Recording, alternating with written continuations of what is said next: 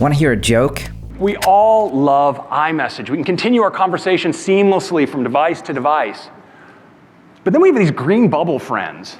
And, they have inferior devices, and they insist on sending us messages, and we don't want to hold it against them. But the problem is that those messages don't show up on our other devices. That was Craig Federighi at a recent Apple launch event. And do you know what the problem is with what he just said? Apple actually has a stranglehold on our devices, and they are keeping us from communicating with our friends. What if I told you there was no reason other than Apple's desire to have a monopoly that you and your friends with Android just can't communicate? Blue bubbles versus green bubbles, it's just one of the most obvious places where giant companies like Apple, literally one of the biggest companies that has ever existed, it's worth over $2.8 trillion. They want to keep it that way by degrading your experience and my experience.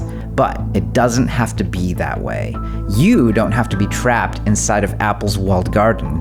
A pair of new bills are hitting the US Congress that you need to know about, and we're gonna need your help to get them passed. So let's get into it.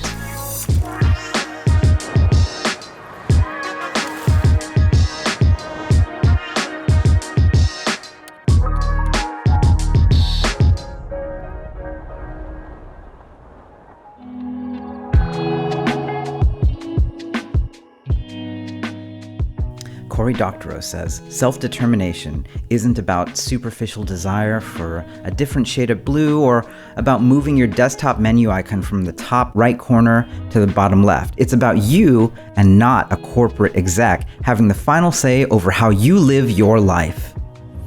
Is it possible to be a technological optimist but still not want Apple, Google, and Facebook and all the other large tech giants to control everything?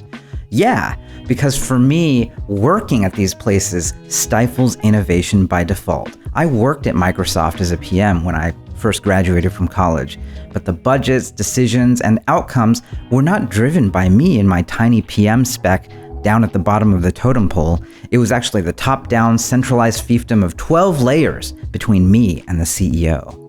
Paul Graham says, you can adjust the amount of freedom you get by scaling the size of the company you work for. If you start the company, you'll have the most freedom.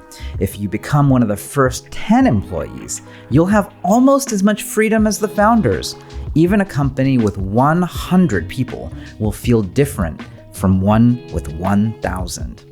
I've seen it all, from Microsoft to the early startups I worked at, like being employee number 10 at Palantir, and then starting my own startups. I can tell you this much, freedom ain't free. It turns out helping to create more companies with fewer employees is one of the most direct ways we can choose a society that has more freedom, with the added extreme benefit of a lot more competition that satisfies users and customers. The bigger the startup ecosystem, the better it is for everyone involved. Wouldn't we rather have dozens of vibrant tech companies all making awesome things than just a few mega giants that don't give enough agency to their workers? We're proud investors in a chat messaging app called Beeper. It's a startup that's driving attention to a lot of these issues in Congress right now. Here's Beeper co-founder Eric Migakovsky. The reason why little innovation happens in chat is because of lock-in network effects. Over 3 billion people use chat every day, but on most major chat apps, you can only chat with people who are on the same app. Most users do not use these apps because of specific features. They use them because their friends are on the app. This lock-in network effect prevents new competitors with innovative ideas from getting off the ground. Like Doctorow said, we don't want our day-to-day controlled by the whims and needs of corporate executives. So we as users don't want big tech to have this much power. But why does Apple fight so hard to retain those monopolies? Why do Google and Facebook do the same? They're designed to in a lot of ways. Remember Craig's quip right on stage at the beginning of this video? Here's a snippet from the recent Epic Mega Games filing that cited a deposition where Craig literally explained why they wouldn't bring iMessage to Android. Craig's coworker Eddie Q wanted to bring it over earlier, but Craig's reply, iMessage would remove an obstacle to iPhone families giving their kids Android phones. It's about money. It's about lock-in. It's about their moat. Now, does it make sense for one of the biggest companies on the planet to engage in that kind of anti-competitive behavior that makes the lives of all of us quite a bit worse? For me, I know that answer is no. And that's where smart government can and should play a role. And that's what we're pushing for today.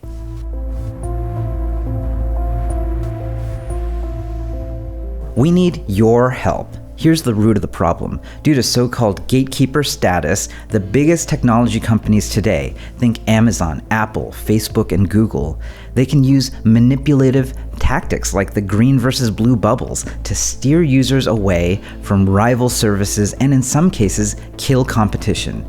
Here's Senator Amy Klobuchar during a recent hearing on that antitrust legislation. We also have to remember that innovation is all about competition and bringing in new players to innovate, that if we just simply have monopolies over time, we do not get the innovations that we need. Too often, little tech, or the early stage startups that we like to fund here at Initialized, are dependent on these platforms to reach extra customers because these tech giants make it extra complicated for users to do simple tasks, like uninstalling an app. Here's Beeper co-founder Eric Migakovsky again. Big tech companies also stifle users' freedom by making it practically impossible to switch networks. For example, when WhatsApp changed its privacy policy earlier this year, many people tried to leave the platform. But it's very difficult to move group chats and chat history from WhatsApp, so most people stayed put. If you don't want little tech to forever be at the mercy of tech giants, there are a few bills going through Congress right now that you need to know about. First is the Open App Markets Act, which allows third-party app stores to reduce that gatekeeper power. This bill was introduced by U.S. Senators Blumenthal, Blackburn, and Klobuchar last year to bring more competition to the app store market. And just last week, Biden's Department of Justice came out in big support. The bill targets in-app payment systems for companies that own app stores with more than 50 million users in the U.S. And because there aren't that many of those app stores, that sounds like a monopoly to me, honestly. Second, the American Innovation and Choice Online Act, also referred to as the Non-Discrimination Bill, prevents the biggest tech companies from giving preference to their own products over rival products on platforms they control. The Senate's Judiciary Panel approved this bill back in January in a bipartisan vote, as well as similar legislation is moving through the House right now. Of course, big tech doesn't like this. They're saying it's going to make it harder for them to offer popular services. Apple in particular has said several times that allowing third-party app stores would make iOS less secure. Tim Cook of Apple, when fighting with Epic recently, said at the heart of the Epic complaint is that they'd like developers to each put their own payment information, but that would make the App Store a flea market, and to the confidence level you have at a flea market. Well, that's what they say, but to me, that's clearly a false equivalence. You right now can just go to Safari, the web browser, and just buy anything. The Apple position is absurd because it's not about consumer safety, but really about protecting Apple's profits. So what are we supposed to do? If you live in America, I need you to let your representatives know we mean business. We believe startup innovation drives the economy forward, and the key to preserving that innovation is to make sure that small tech, little tech, the entrepreneur actually has a fighting chance against those giants. We know that big tech isn't going to make room for little tech without a fight. Remember, Microsoft appealed its prosecution in the late 90s for almost a decade. They're not going to give up, but we shouldn't give up either. The fight has just begun. And we fight by building better and more innovative products. We also fight by continually advocating that our elected leaders are going to protect a level playing field. If you believe in little tech and making space for entrepreneurship like I do, visit antitrustday.org right now. We need you to show your support for these two bills and get plugged in as we continue the fight to make sure anyone can create a new app or a service that 1 billion people can use, not just the people who've already done it. Tech is a big tent. Anybody who wants to create an app for 1 billion people should be able to create it. And this is about keeping it that way. Thanks for watching all the way to the end, and I'll see you next week.